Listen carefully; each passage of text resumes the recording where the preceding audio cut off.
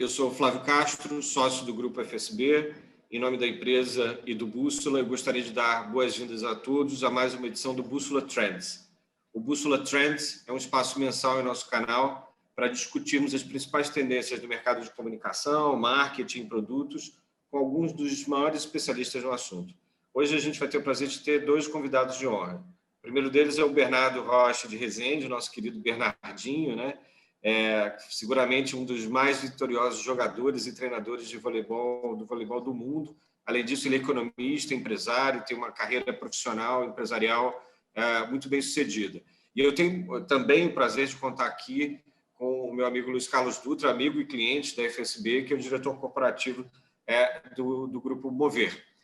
Hoje a nossa ideia é falar um pouco dessa questão da importância da comunicação nesses processos de liderança. O Bernardinho é um especialista nisso, teve já várias experiências de trabalho em conjunto com o Dutra, então eu queria começar conversando um pouco sobre isso, gente. Vocês fizeram um projeto conjunto na época, né, que o Dutra estava na Unilever, né, cuidava do marketing da Unilever. Vocês podem contar um pouquinho como foi esse projeto, como surgiu essa ideia de juntar essa experiência tão importante do Bernardo com liderança dentro do ambiente do esporte, como trazer isso para o ambiente empresarial? Bernardo, vou tentar levantar para você cortar, tá? Aproveitando a linguagem. Eu acho que foi um projeto muito legal e teve duas etapas, né? E o Bernardo, por favor, depois detalhe. E aqui a gente pode contar um pouco de bastidor, que na época não era tão possível, mas quando eu cheguei no Unilever, identifiquei com o apoio de todo o time lá na época, né, a oportunidade que tinha ímpar para a companhia ganhar mais visibilidade, escala a partir da marca corporativa. E que era uma estratégia que não existia no mundo, em nenhum lugar. A marca Unilever estava presente, ela ficava somente nas embalagens e a companhia não se comunicava para o mercado mostrando todo o portfólio através da marca. A gente desenhou uma estratégia para isso, de criar essa visibilidade, onde no primeiro momento a marca Unilever ganharia maior percepção a partir das marcas conhecidas, como Omo, Seda e outras.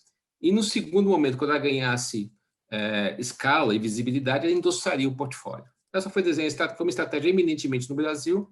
E, quando chegou num caminho bem legal, surgiu a ideia de trazer algum ícone que nos ajudasse a comunicar isso. Então, a gente teve uma ideia lá com a agência de fazer um primeiro filme. O Bernardo já era um grande parceiro nosso, ele já cuidava do time de vôlei, uma parceria já desde 90, isso foi em 2004. O Bernardo, desde 96, 97, já era o nosso parceiro no time Rexonades, né? Então, eu convidei o Bernardo, eu não conhecia, tinha acabou se conhecendo no Lever, eu falei, olha, a ideia é contei a estratégia, e surgiu a ideia de fazer um filme com ele e a família dele. Foi um filme muito legal que a gente brincava, onde jogava os produtos da Unilever como se estivesse jogando vôlei e trazia toda uma narrativa de mostrar o portfólio, né? Foi muito legal, a gente conversou até com um jantar com a família toda para discutir a estratégia. E o lado engraçado é que quando a gente foi fazer esse filme, no primeiro momento, ficou muito legal, mas no primeiro momento era uma coisa muito Unilever Brasil. E estava vindo um pessoal de fora, o pessoal global, eu ia lançar o filme naquela semana, ninguém sabia. Aí me pediram, segura um pouco, ver esse negócio aqui, vai dar um, né? Então a gente segurou um pouquinho, depois soltamos o filme, e foi um sucesso, né? Alavancou a percepção e passou-se um tempo, outras iniciativas, um segundo momento, acabou sendo a marca uma estratégia muito acertada, virou um reforço do negócio, e a gente tomou uma decisão, e na época o cara de vendas, que é um grande amigo nosso, o Júlio Campos, que você entrevistou também, Flávio, ele deu uma ideia, falou, pô, o time é Rexona desse, por que não migra para a marca Unilever?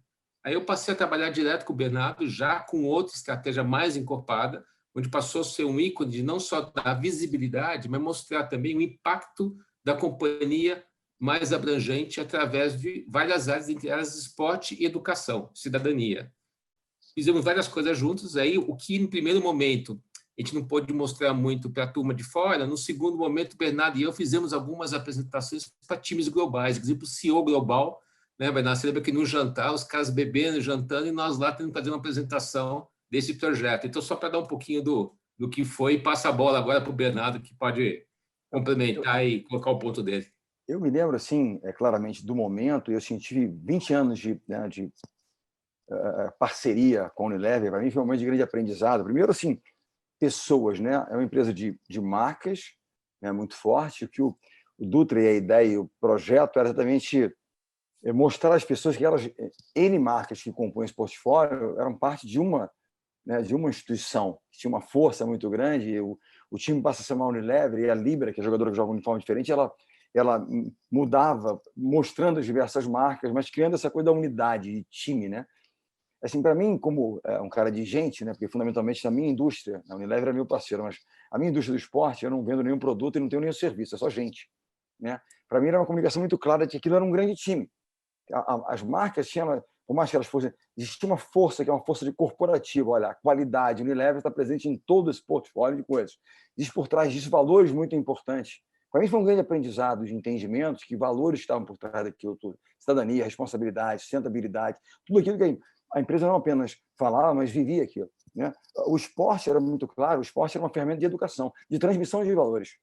Não era apenas ganhar títulos, que obviamente dá uma visibilidade, gera uma popularidade. Até as pessoas falam de Rexona, que foi a marca primeira, falam de Unilever, quando lembram do time do Rio, remetem ainda ao projeto que foi de 20 anos, né? Então, a comunicação foi muito forte. Para mim, assim, o mais importante, eu era técnico da seleção feminina, quando começamos a construir, também com a André Salgueira no início, que hoje está na Whirlpool, né, esse projeto.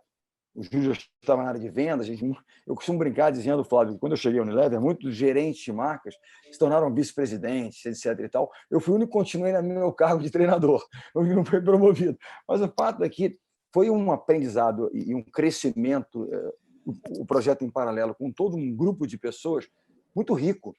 Para mim, era conhecer, estar dentro de uma corporação mundial, de uma instituição, de uma multinacional, e conhecer um pouco mais da realidade daquilo e poder ser uma ferramenta interessante de comunicação. Para o ambiente, olha que interessante. Por exemplo, poxa, mas por quê? Que é o nosso esporte focado muito no jovem, as escolinhas e aqui todos os projetos sociais que a gente tinha, que era muito no jovem adolescente e tal. Por que, por exemplo, o desodorante? Porque é quando acontecem as mudanças hormonais e ele vai escolher o primeiro desodorante dele. Olha que interessante. Isso para mim era totalmente... Peraí, ele falou, eu quero aquele ali, que é do time do Bernardinho, que é do vôlei e tal, às vezes sem saber exatamente mais o vínculo que ele criava. E assim foi com outras coisas também, né, quando a gente começou a trabalhar. E para mim foi um grande aprendizado, mas da importância sempre da comunicação em qualquer processo. Eu acho que projetos falham, podem ser de bons projetos. Se não tiver uma boa comunicação, ele acaba sendo um projeto onde gera dúvidas. Isso qualquer natureza. O processo de liderança, independente de gente, se não tiver uma boa comunicação, né? Por melhor que o líder seja, se não tiver uma boa comunicação, já não é um líder tão bom, porque ele se comunica mal. Eu costumo dizer até em crise, hoje me convidam muito para falar sobre temas de superação, crise, como é que é, não é?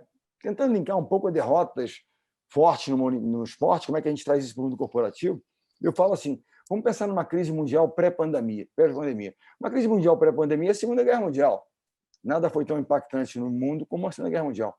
Um líder da Segunda Guerra Mundial, quem foi? Churchill. O que Churchill tinha como grande prerrogativa, grande qualidade? A comunicação.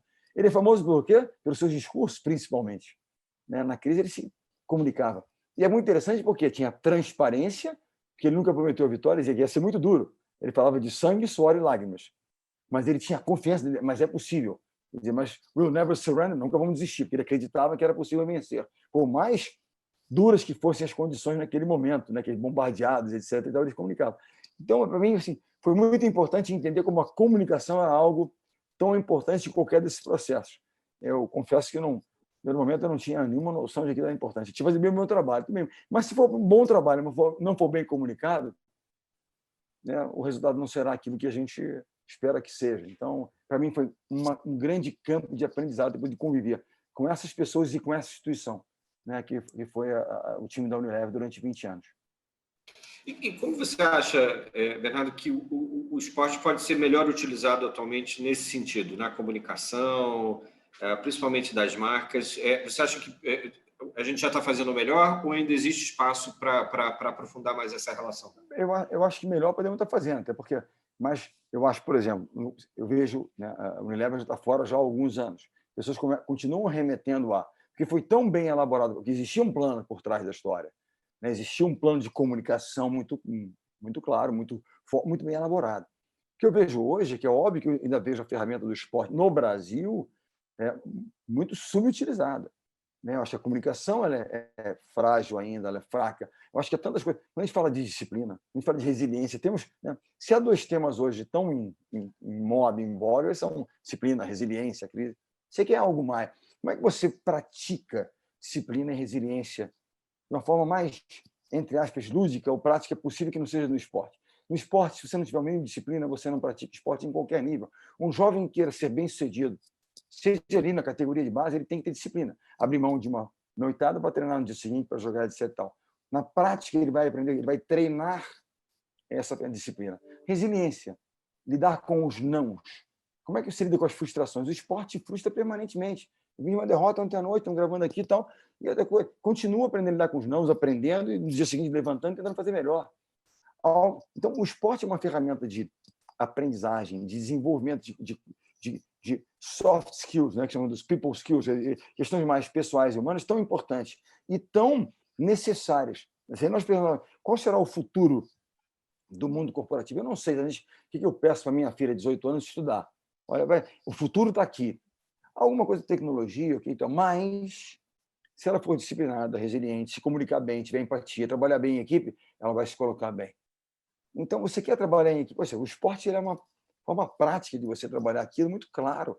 Eu não quero que meu filho vá praticar esporte, ele praticou. Claro, ele hoje pratica, é uma referência da seleção, mas ele fez judô. Porque ele queria o quê? Que ele fosse disciplinado.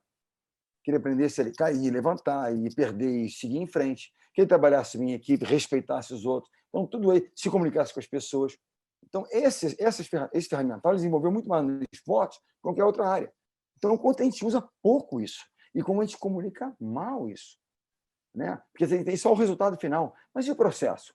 Quanto isso impactou a vida das pessoas? O quanto isso inspirou A, B ou C? O quanto o processo é importante?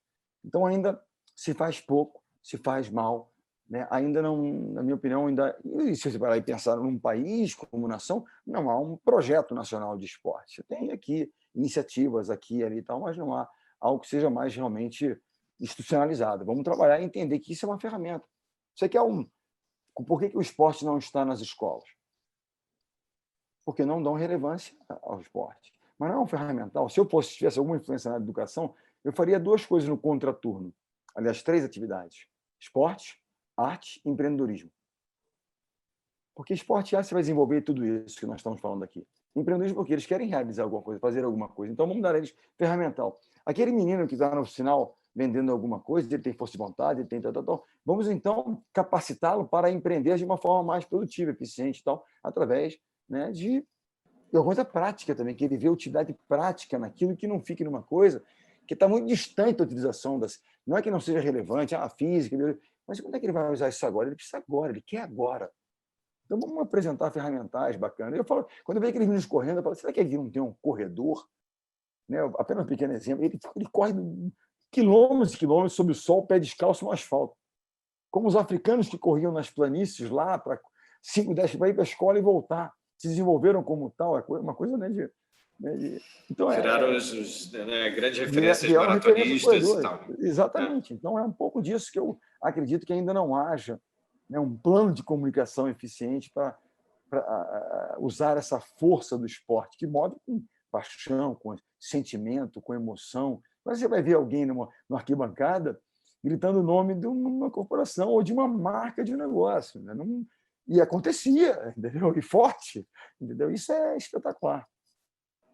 E, Flávio, acho que um paralelo com o que o Bernardo falou, sim, um pouco do que nós aprendemos com o Bernardo. Né? Eu acho que isso é importante também colocar, porque eu acho que é uma mão de 2 vias. Eu queria que você contasse disso, Dutra, e contasse um pouco também como foi o processo de venda interna desse projeto lá dentro da Unilever, se isso foi um processo fácil ou foi um processo complicado e tal. Quando isso acho que é importante, ótimo ponto. Quando a gente decidiu colar a estratégia da marca Unilever com o esporte entre os pilares, né, amarrada à cidadania e parte social, o projeto já era uma realidade da Unilever através das marcas com o Bernardo. O Bernardo já era uma referência, não só fora, mas na companhia. Então, foi muito bem visto. Acho que o grande desafio foi fazer essa conexão de uma maneira, como ele falou, transversal, e foi muito bem recebido, tanto no Brasil como fora. E nessa linha exatamente, eu acho que naquele momento, quando você fala da comunicação, acho que tem uma coisa que eu acho que hoje eu uso muito e aprendi na época, que existe no esporte uma coisa muito clara que é pouco falada, que é uma governança, que é pautada por liderança, visão, disciplina, execução e resultado. Essa é a sequência. Quando a gente faz um paralelismo com as empresas, é exatamente isso, cada dia mais é importante, que tem essa visão de governança. Antigamente, a governança era uma questão, as pessoas tratavam de uma maneira um pouco abstrata. Ela nunca foi tão importante como agora, especialmente pelas novas relações, pelas questões geopolíticas e pelas questões da crise e relações, como o Bernardo falou, interpessoais. Separe de valores, estratégia, definição, execução, pessoas. Isso bem feito repercute que numa empresa em reputação. E no esporte traz o quê? Traz a percepção de valor. Então tem muito um aprendizado conjunto. Isso naquela época eu aprendi muito isso. E um exemplo prático, né, para não ficar só em retórica, agora, na minha função atual, eu participo de alguns conselhos das empresas da Mover, e dentre eles eu tenho o privilégio de estar na CCR, e a CCR fez um trabalho muito importante de reposicionamento dela, de ser uma empresa mais próxima do seu público, que no final ela é muito próxima de quem ela provê os modais. Não é uma empresa B2B, é uma empresa B2B2C.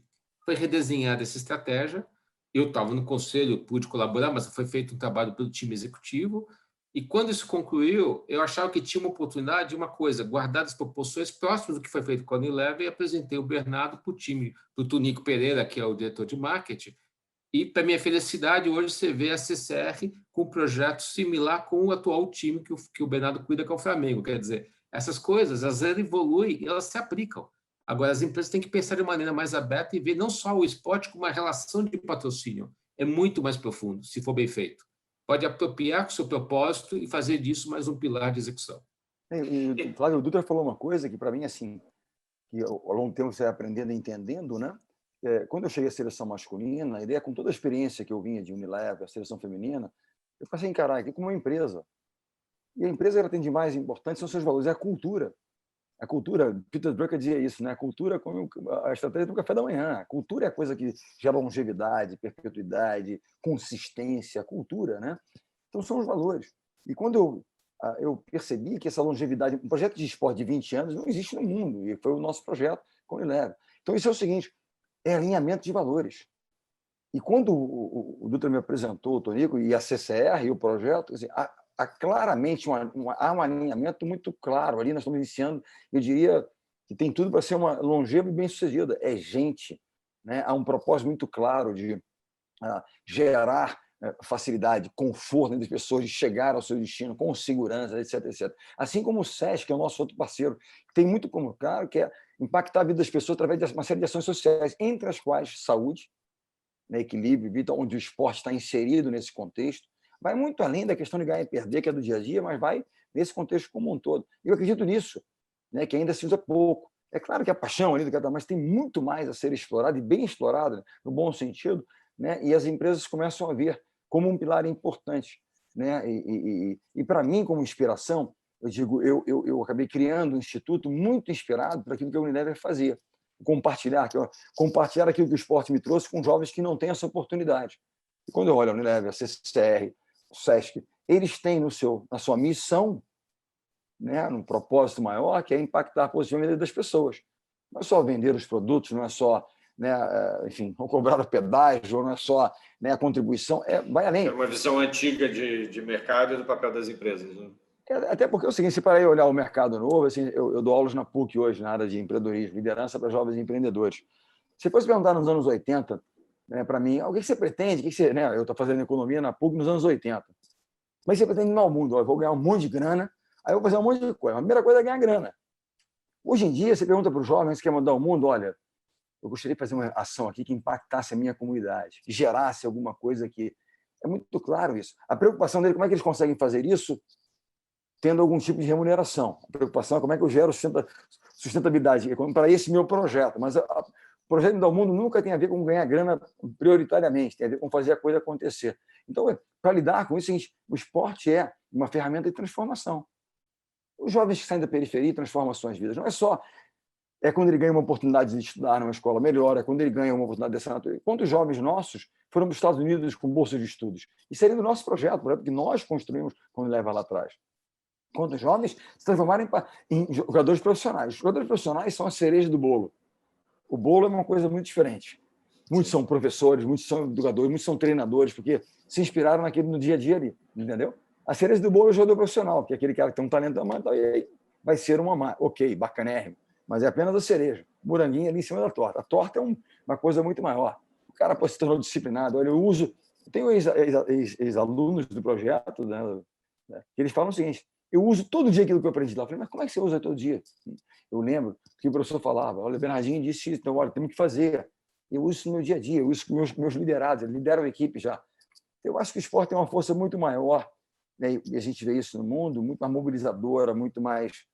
Cara, o esporte já, ao menos, deu uma trégua em guerras, não é verdade? Então, é verdade.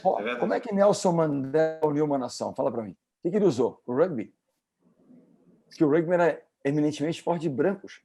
Sim. Ele fala, não, precisamos unir toda a nação sul-africana. É claro, com todos os problemas, mas ele criou um movimento, né, gerou um impacto de tal ordem, né, o filme lá, enfim, ele o livro, mas a história Invictus. É espetacular. Então, como é que ele usa a sabedoria dele, né? Como é que ele faz isso? Não, eu não vim para ódio, eu vim para unir. Esporte, não torcendo, fazendo e trazer. E hoje em dia você vê absolutamente é um esporte da nação, não é um esporte de brancos, daí como era, é um esporte da nação. Né? Então, há uma força muito grande, nós estamos ainda patinando em entender, né, que a gente pode, e como as marcas podem se comunicar melhor, atingir, acho, de forma muito assertiva, né, uma comunidade muito maior, como é que isso pode gerar impacto.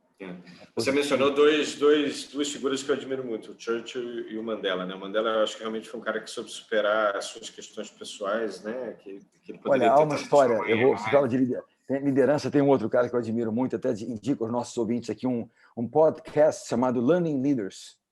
Até ganhei um livro desse podcast, assim, é espetacular. E tem duas, entre tantas outras, mas duas de militares que eu admiro muito. Um chama-se o general McChrystal e o outro que é o almirante McRaven, que está muito aí na moda, foi ex-comandante dos Navy SEALs. Quando executam o Osama Bin Laden, ele comandava as operações.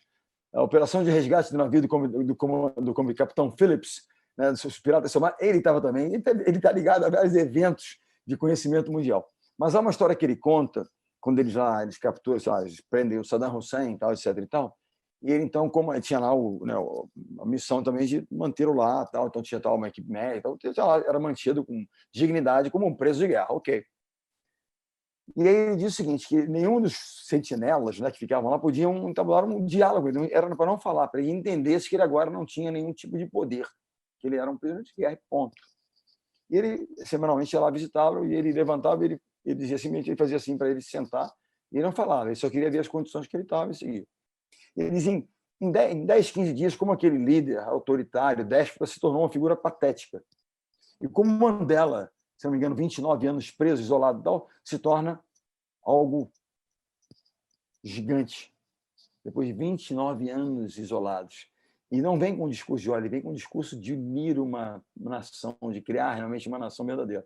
Então ele conta isso e aquilo me fez não apenas admirar ainda muito mais, quando a gente vê a prática da história, como é que um cara que tinha uma visão, né, despótica da história, e o outro que era um líder realmente altruísta. Um líder de verdade, né? Um cara com uma visão acima da visão do cidadão normal, né? Um cara que conseguia se enxergar na frente e ao invés de procurar vingança ou algum tipo de retribuição, né, pessoal, conseguiu superar isso e entender a importância do papel dele, né? Eu acho que isso é admirável. Mas eu acho que o jovem, como leia a respeito, veja, quem são líderes que você admira?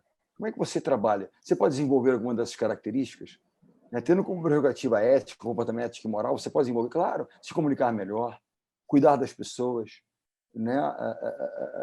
Ter empatia. Isso é uma questão de saber ouvir. McRaven, no militar, ele fala, pessoal, o cara tem de saber ouvir. Você imagina que um militar líder, ele fala, não, né, controle e comando. Não, ouvir as pessoas. Eu até postei um negócio, assim, você vê muitos cursos de oratória, mas nenhum curso de escutatória. Não é verdade? Não tem essa.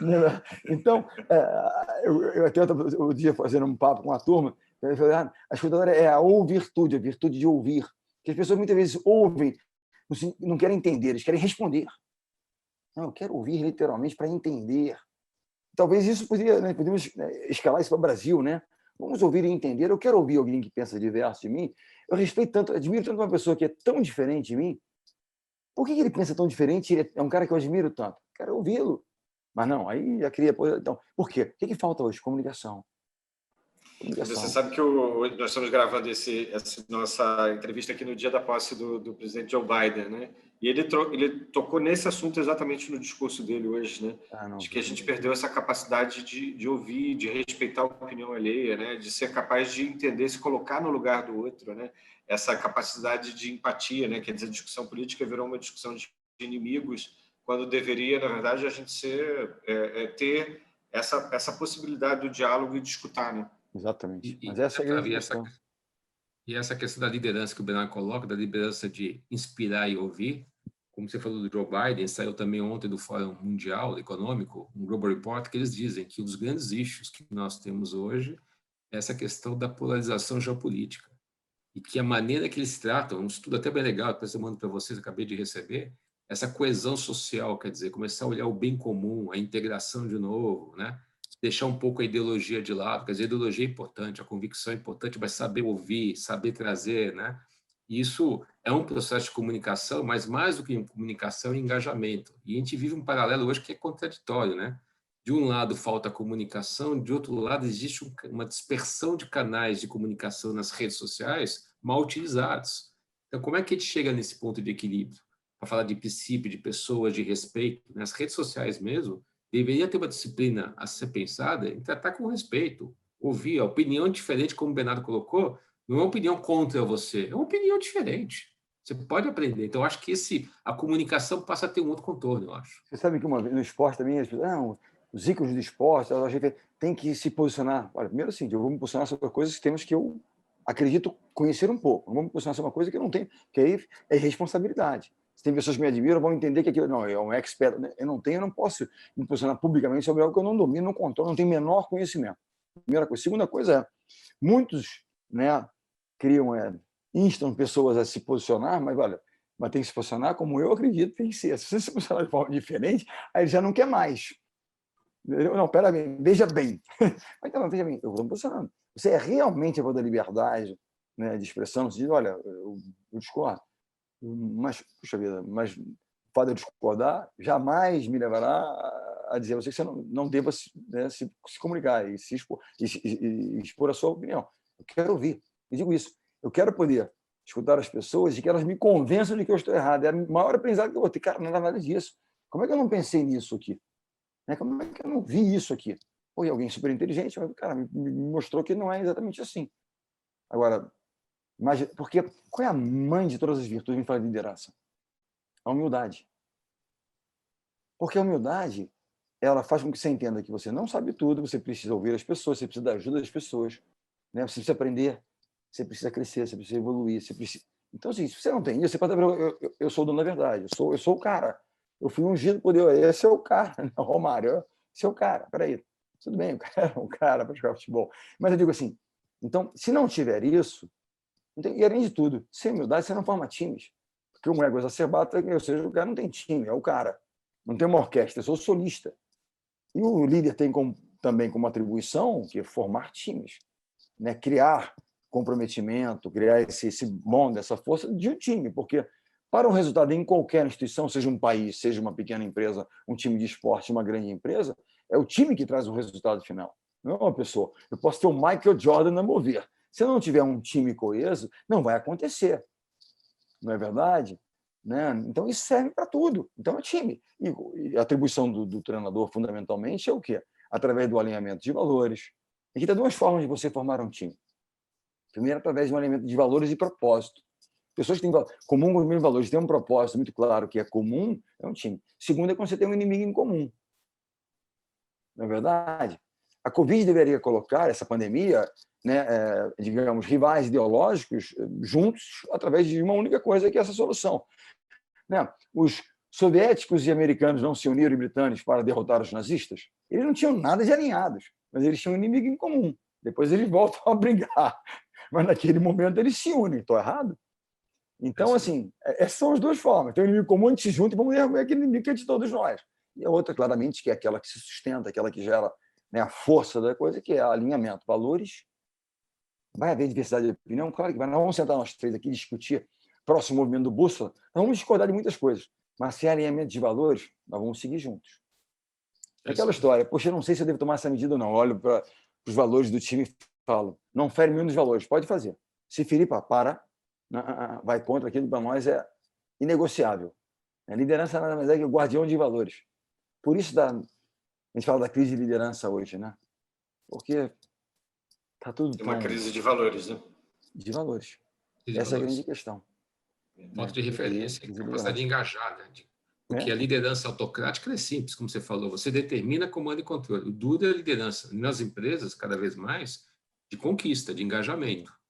Inclusive para atrair o jovem, porque o jovem hoje também, na sua linha que você colocou, Bernardo, ele quer um propósito, mas ele quer alguma coisa que o inspire.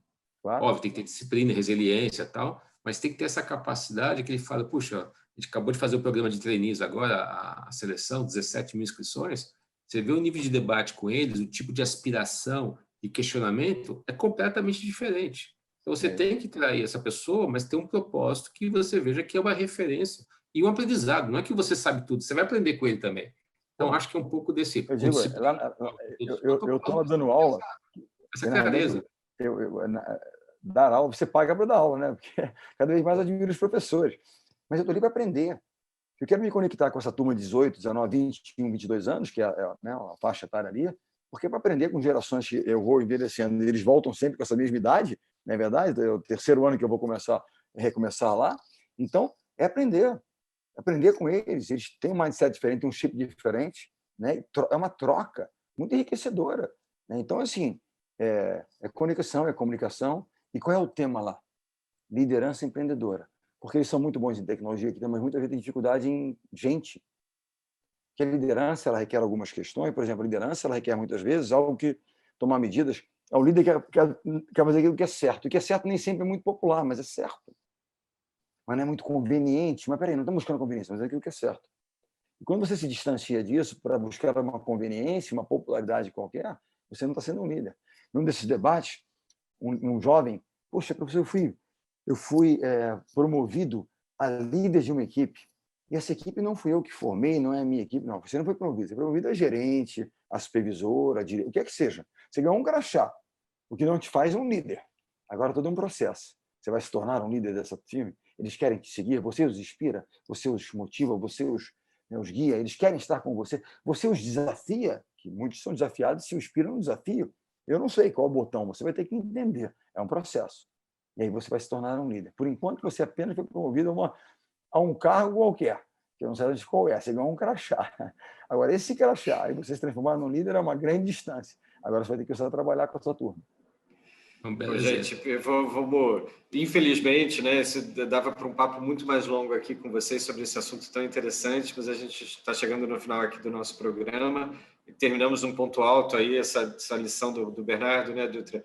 E eu queria muito, em nome do Grupo FSB, em nome do Bússola, agradecer a presença do Bernardo, a presença do Dutra aqui. O Dutra já é sócio aqui do nosso programa, né? Já é a segunda participação sua. Espero que o Bernardo tenha outras possibilidades de estar aqui com a gente no futuro também. Queria muito agradecer a vocês dois e agradecer a audiência de todos vocês também. Até a próxima.